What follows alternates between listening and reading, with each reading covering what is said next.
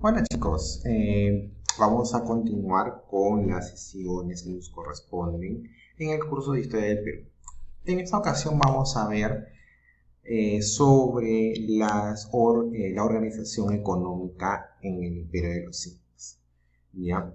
Hay que entender en este caso que la estructura económica en el mundo andino es muy distinta en este caso a las sociedades medievales europeas. Entonces, en vista de ello, ha habido en este caso dificultades para poder interpretar la estructura andina, debido a que los cronistas españoles tenían una visión más europea, ¿no? Obviamente totalmente válida, ¿ok? Y se podía y hubo muchas dificultades para poder entender en el marco en que se relacionaban eh, los diversos sectores, ¿no? De la población indígena, ¿no? Hay que entender que es una cultura donde no intervenía el dinero, no era un elemento de cambio, ¿no? Adicionalmente no había o sea, habían grupos sí que solicitaban demandas, tenían ciertas demandas, ¿ok? Pero en ese caso la forma de satisfacer esa demanda era en este caso a través del trueque, ¿no? Ellos, para poder recibir lo que necesitaban, tenían en este caso que entregar, ¿no? O sea, ofrecer algo a cambio, ¿ok? Ahora, dentro de los principios de la economía inca, ya la economía se basó en dos principios, ¿no? El de la reciprocidad y el de la redistribución. En cuanto a la reciprocidad, es un principio que se practicó desde épocas anteriores a los incas. No es que los incas hayan impuesto o hayan empleado, ¿no? La reciprocidad como un principio novedoso. No, sino que fue algo que ellos lo adaptaron a su tiempo. En sí el principio se basó en el intercambio recíproco de fuerza de trabajo entre los miembros de los ayllus. Permitió a los miembros de los ayllus obtener los bienes necesarios para su sustento. Cuando una persona brindaba su fuerza de trabajo a un pariente, ella podía solicitarle ayuda para él. Mientras durase el trabajo, la persona que se beneficiaba tenía la obligación de brindar alimentos a los que le entregaban su fuerza de trabajo.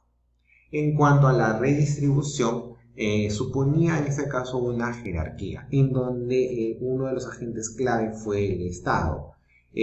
Por un lado, se aplica a los ayllus y por otro, en este caso, al Estado. O sea, había un doble movimiento. Se almacenaban en los depósitos estatales los bienes obtenidos por el trabajo de los distintos ayllus y su posterior redistribución lo desarrollaba el Estado a los distintos ayllus, no al ayllus, no solamente para el ayllu que produjo en este caso los bienes, ¿no? O sea, no entendamos la redistribución como en este caso un aprovechamiento propio, ¿no? De los bienes que produciera tierra, no. Los ayllus producían diversos bienes y era el Estado el que distribuía a distintos ayllus de acuerdo a sus necesidades. Habían algunos que necesitaban mayor cantidad de bienes, otros en menor medida, ¿no? Entonces, esta distribución permitía esa circulación de los bienes, ¿no? No se quedaban almacenados por siempre. Ahora, en cuanto a las formas de trabajo, hubo tres formas populares en el tiempo del imperio. El Aini, por ejemplo, consistió en la ayuda mutua entre los miembros de los ayllus para la agricultura, la construcción o el techado de las casas o el cuidado de los rebaños. Mientras que la minca ya era una forma de trabajo en donde los miembros del ayllu realizaban faenas comunales en beneficio de toda la comunidad. Por ejemplo, se podía desarrollar depósitos, caminos o puentes. En cuanto a la mita era el trabajo que los ayllus prestaban al Estado incaico. Su finalidad era producir bienes destinados a la redistribución que ya hemos visto anteriormente. Se realizaba por turnos, por un tiempo determinado y para realizar una tarea específica. Se utilizó para construir andenes, cultivar maíz, transportar tejidos y otras actividades económicas. Todos los bienes que se obtenían eran para el Estado Inca y se almacenaban en los depósitos del Estado denominados colcas. En cuanto a la ganadería, desde los primeros tiempos, o sea, desde los primeros pobladores en este territorio andino, los camellos fueron una fuente importante de alimentos. Por ejemplo, se podía obtener de estos animales la carne fresca o se conservaba en forma de charqui. De su lana se elaboraban tejidos para la gente. De su cuero se elaboraban sandalias y ondas.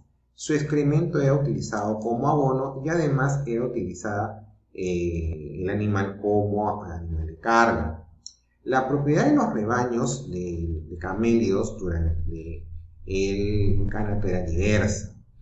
Habían camélidos que pertenecían al pueblo. Los distintos ayllus tenían tierras destinadas para los pastos que se hacían para el ganado.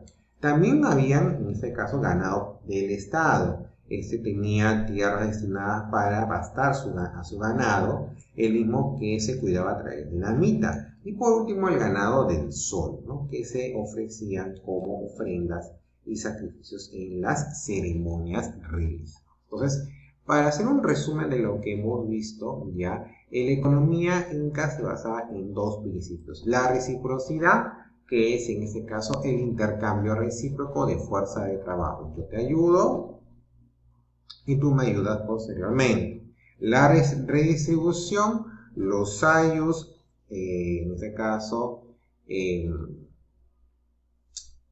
obtenían, en este caso, los diversos bienes que producían de la tierra, los depositaban en los almacenes estatales y el Estado se encargaba de distribuir a los ayllus de acuerdo a sus necesidades. Formas de trabajo, 3. El aini consistía en la ayuda mutua de los ayllus para diversos menesteres, ¿no?, del mismo conglomerado, como por ejemplo agricultura, construcción de casas, cuidado de rebaños.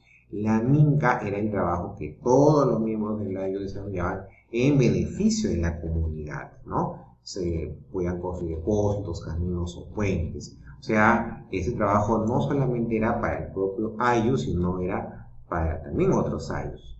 Y en cuanto a la mitad del trabajo que se desarrollaba para el Estado, era realizado por turnos, en un tiempo determinado y en este caso bajo una tarea específica.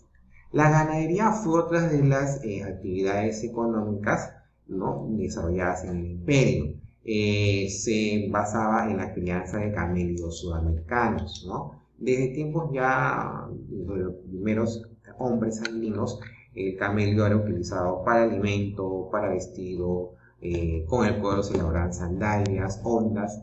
Se utilizaba también el excremento para el abono y también, bueno, eran utilizados pues, principalmente como animales de carga, ¿no?